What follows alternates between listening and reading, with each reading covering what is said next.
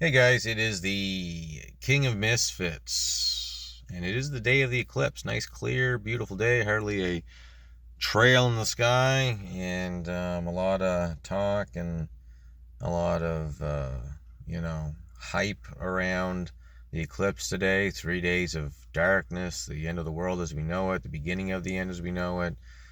Red heifer sacrificing, which I have heard that has been put off to a later date because all the controversy that it's been causing, even to the point where South Park has done an episode. Um, but you know, is it biblical? Well, it's all referenced biblically, right? Like all these things are real. These were all things that were done. Okay, I did a stream yesterday, some things, and you should go and watch that. And I didn't quite get to this part, and I'm gonna when I stream again go over this exact verse here, verses, and in reference, in lieu of the whole end times and Bible prophet scholars going wild and everything, and the evangelical Zionist world is just seething and just waiting for this all to go down. And what is the true way to view the end times and the things that are take place? What's our role in it? And how are we supposed to react to these things? Are we supposed to be joyful and happy that these things are taking place? Are we supposed to try to prevent them from happening? Or are we just supposed to sit back and watch? What is it that we're supposed to do? Well, irregardless, um, I'm going to focus here on the red heifer, okay? And everybody gets focused on a lot of things, but they don't really understand what it means biblically. And it's already spelled out. It's very interesting here. In Hebrews chapter 9, in the stream, I'm going to read this entire chapter, but because it's very important. But namely, specifying the red heifer sacrifice and the burning of the ashes and taking the ashes and whatnot. This addresses that and many more things, and all through the New Testament you can find this. But this is in Hebrews, okay? So when I say this is Hebrews, then you got to think, well, who was it written to?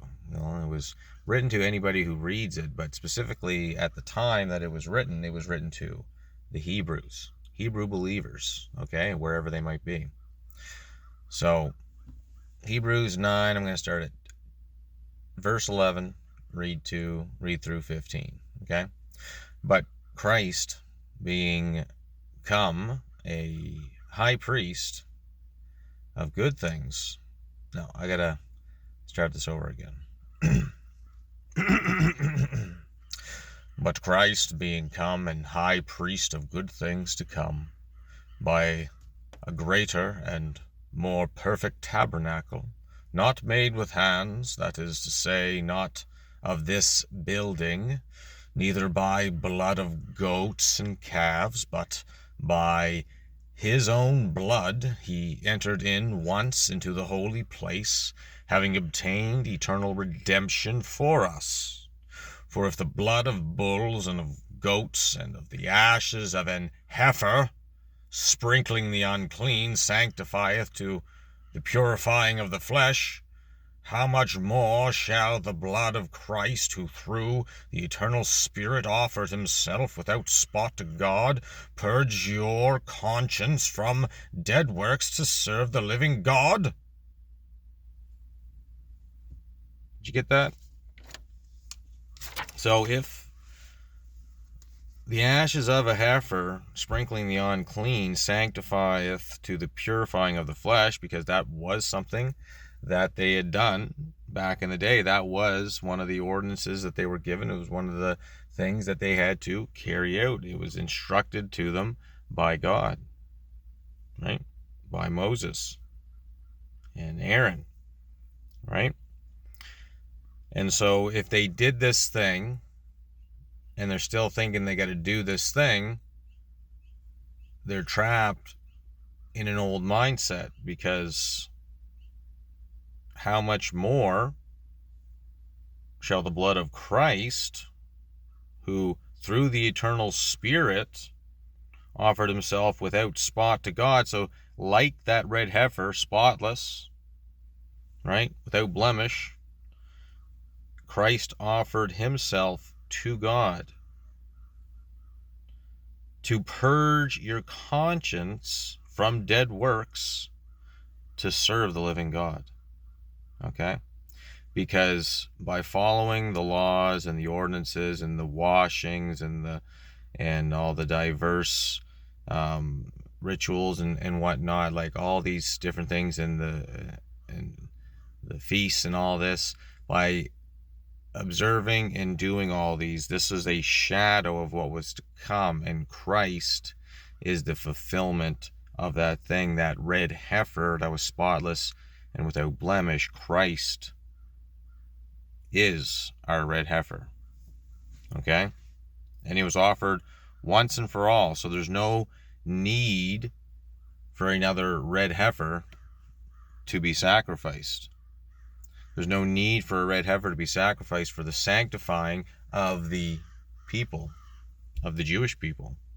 The Jewish people, the heifer was already sacrificed. It's already gone into the eternal place. Okay? You don't need to do it. But they're stuck thinking that they need to. And they've convinced themselves that they need to. And they've convinced all the rest of them that they need to. And that's not a good thing. That's not a good thing. But anyways, that's it. I just wanted to read that to you and just show you what the scripture says, and how that you can find a lot of answers to what's going on in the scriptures. And it makes things quite clear. And I'm going to read this entire chapter, like I say, in the next live stream, because it will even more so establish clarity in what I'm talking about, how that Christ is the fulfillment of the law, whereby we are not bound by that law. However, we still keep the law of God. Okay? There's the law of God that we are to keep and is established in our heart, and then there's the laws that pertain to all the physical, ritualistic, and diverse washes and feasts and all these things like that. These things are a shadow, something that happened in the past that we are to remember and keep in remembrance, but they're not something that saves us from anything. And if we abide only in that ritualistic way of spirituality, then that is very fleshly and very carnal, and it's not of the Spirit. Okay? And Christ, through the eternal Spirit, offered himself clean, blameless to the Father. So that's it. Have faith, guys. Be encouraged. You have a more sure word of prophecy with Jesus Christ and the words of Christ, so you don't need to listen to man if they are leading you down a weird conspiratorial path that is contrary to Christ. Then, step back and go to the source, look at the Bible. Ask God to show you the answers. Don't look for the answers that you want. Ask God to show you the answers. And he will. God bless you all. Take care. King Misfits out.